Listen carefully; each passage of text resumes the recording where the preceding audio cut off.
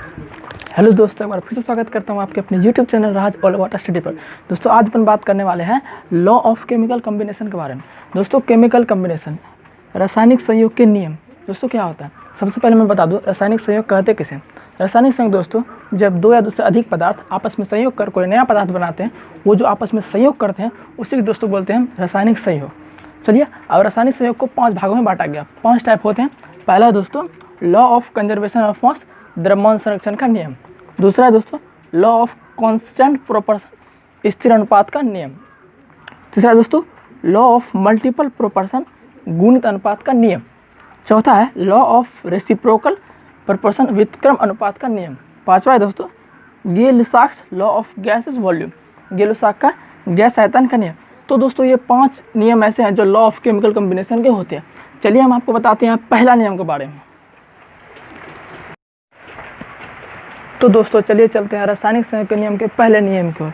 पहला नियम दोस्तों है law of conservation of mass, जिसे हम द्रव्यमान संरक्षण का नियम कहते हैं। दोस्तों 74 की बात है। रसायन के पिता जो कि आप सब नाम जानते होंगे, जिसका नाम है लेवासिए, ये नियम इसी ने दिया है। द्रव्यमान संरक्षण का नियम 74 में लेवासिए ही ने दिया है। इन्होंने क्या कहा, लेवासिए ने क्या किया कि इस नियम के अनुसार सभी रासायनिक या भौतिक परिवर्तनों में अभिकारक का कुल द्रव्यमान उत्पाद के कुल द्रव्यमान के बराबर होगा। कहने का दोस्तों ये मतलब है रासायनिक संयोग जब होगा तो उसमें अभिकारक वाला पार्ट और उत्पाद वाला पार्ट दोनों का द्रव्यमान बराबर होगा। ये हमारे रसायन के पिता लेवासिए साहब ने 1774 में कहा था। चलिए कुछ देखते हैं। द्रव्य को ना तो बनाया जा सकता है और ना ही नष्ट किया जा सकता है। दोस्तों अगर बराबर होगा दोनों तो क्या द्रव्य को ना ही बनाया जा सकता है और ना ही इसे नष्ट किया जा सकता है। इसलिए इसे अनस्वरता का नियम भी कहते हैं। दोस्तों अनस्वरता का नियम क्या है, W1 + W2 बराबर W3 + W4, यही है, सेम इसी पर यह बैठता है। इसीलिए इसे अनस्वरता का नियम भी कहा गया, द्रव्यमान संरक्षण के नियम को। आज समझ में। चलिए कुछ हम प्रैक्टिकली करके दिखाते हैं आपको। देखिए यहाँ मैंने एक समीकरण लिया है AgNO3 + NaCl, इधर बना AgCl + NO3, ये संतुलित है पूरी तरीके से। अब देखिए मैं आपको बताता हूँ प्रैक्टिकली करके कैसे अभिकारक का द्रव्यमान और उत्पाद का द्रव्यमान बराबर होता है। मैं यहाँ एक बीकर ले लेता हूँ। इसमें दोस्तों AgNO3 का घोल ले लेता हूँ। AgNO3 का घोल ले लेता हूँ। उसके बाद एक परखनली लेता हूँ। एक दोस्तों मैं इसमें परखनली ले लेता हूँ और इसमें NaCl है। पहले क्या लिया, बीकर लिया, बीकर में AgNO3 का घोल डाला, फिर परखनली मैंने इसको ऐसे पकड़ रखा है, होल्डर से इसको ऐसे पकड़ रखा है।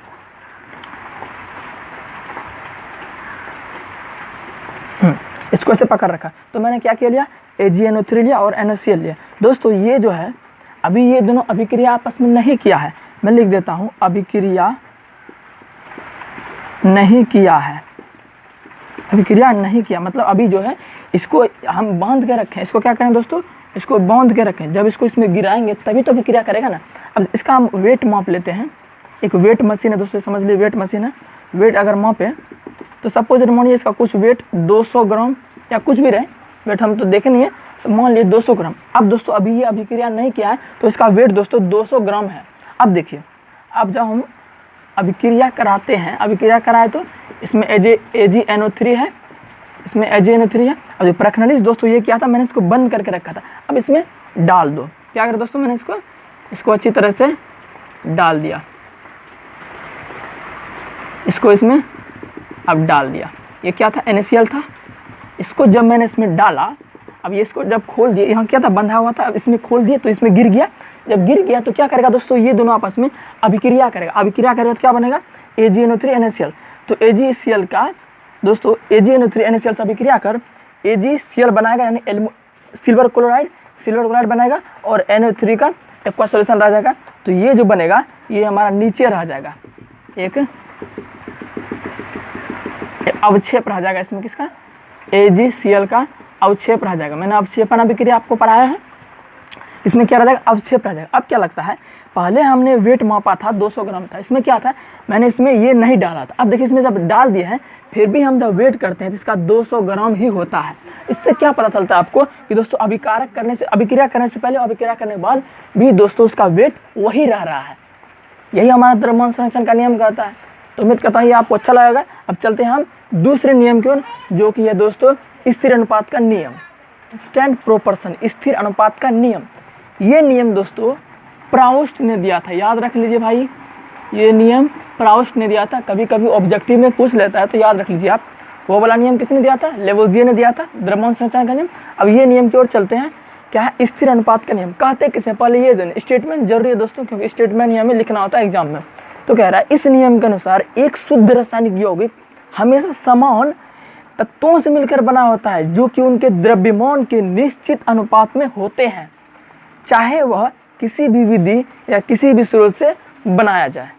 भाई इसके कहने का मतलब ये है कि कोई जो रासायनिक यौगिक होता है वो तो एक शुद्ध तत्वों से मिलकर बना होता है, जो हमेशा इसमें दे रहा है ना, समान यौगिक, मतलब शुद्ध रासायनिक यौगिक जो है वो समान तत्वों से मिलकर बना होता है, चाहे वह मतलब जो कि उनका द्रव्यमान है, वो द्रव्यमान जो दो पदार्थ आपस में अभिक्रिया करेगा, वो दोनों पदार्थ का द्रव्यमान एक निश्चित रेशियो में होगा, चाहे वह किसी भी विधि से बनाया जाए। मैं कहूँ कार्बन डाइऑक्साइड हम 3 विधि से बना सकते हैं। जैसे कि मैं ले लूँ कोल के दहन से, अगर कार्बन पर अगर कोल के दहन, अगर कोल का दहन करेंगे, देखिए कोल का दहन करें, कोल क्या होता है? कार्बन था दोस्तों। अब देखिए जब इसका दहन कर रहे हैं यानी जला रहे हैं तो CO2 मिल रहा है ना। अब देखिए CO2, अब इसमें कार्बन और ऑक्सीजन का अनुपात निकल रहा है, यही तो बोल रहा है हमें, यही तो बोल रहा है उनका द्रव्यमान जो होगा वो निश्चित होगा। स्टेटमेंट पढ़िए आप सही से। तो देखिए कार्बन ऑक्सीजन, तो कार्बन का दोस्तों द्रव्यमान कितना होता है? 12, और ऑक्सीजन कितना है दोस्तों? O2 है, O2। अब देखिए ऑक्सीजन का द्रव्यमान 16 और 2 ऑक्सीजन है तो 16 दूनी 32 हो जाएगा दोस्तों। अब निकालिए इसका, 4 3 जा 12, 4 8 जा 32, यानी कि 3:8। तो हमें क्या मिला कि जब हम कार्बन का कोल का दहन कराए तो कार्बन डाइऑक्साइड हुआ, तो इसमें हम देखें कार्बन और ऑक्सीजन का अनुपात 3:8 था।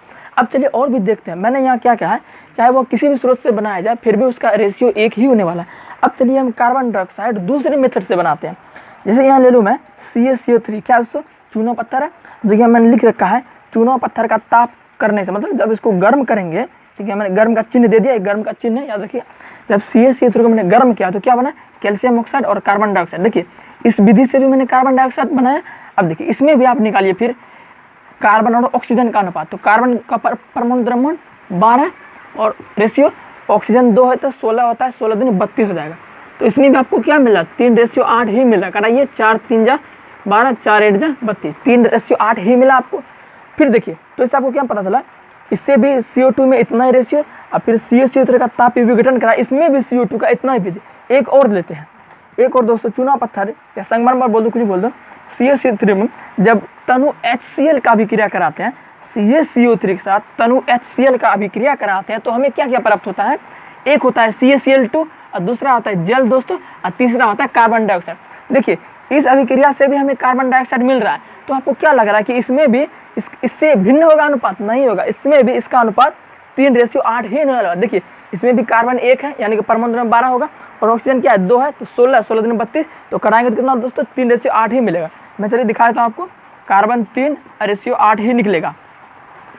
तो आपको यही तो बोलना है यहाँ, जो उसका द्रव्यमान होगा वो फिक्स होगा, निश्चित अनुपात में होगा, चाहे वो किसी भी विधि से बनाया जाए। देखिए मैंने यहाँ कार्बन डाइऑक्साइड को 3 विधि से बनाया, एक तो कोयले का दहन करके, कोल का दहन करके, फिर दोस्तों बनाया चूना पत्थर का तापीय विघटन से, और दोस्तों फिर बनाया चूना पत्थर से HCl का अभिक्रिया कराने में। फिर भी दोस्तों तीनों में कार्बन और ऑक्सीजन का रेशियो 3:8 ही रहा। इससे आपको क्या समझ में आया कि जो अभिकारक, जो दो पदार्थ जो अभिक्रिया करेगा आपस में, उन दोनों पदार्थ का प्रतिफल में एक ही रेशियो रहने वाला, फिक्स रेशियो रहने वाला है।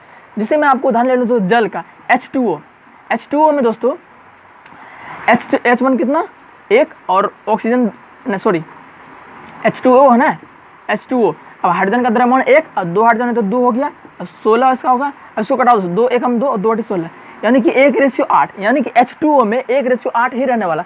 अब चाहे जल आप कहीं से भी लाओ, अमेरिका से लाओ, इंडिया से लाओ, थाईलैंड से लाओ, कहीं से भी लाओ, चाहे किसी भी विधि से बनाओ आप, फिर भी जल का रेशियो 1:8 में ही बनने वाला है। आज समझ में दोस्तों।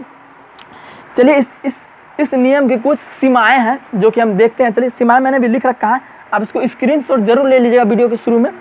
तो सीमाएं मैंने इसकी लिख रखी है, लिमिटेशन ऑफ द लॉ, इस नियम की सीमाएं।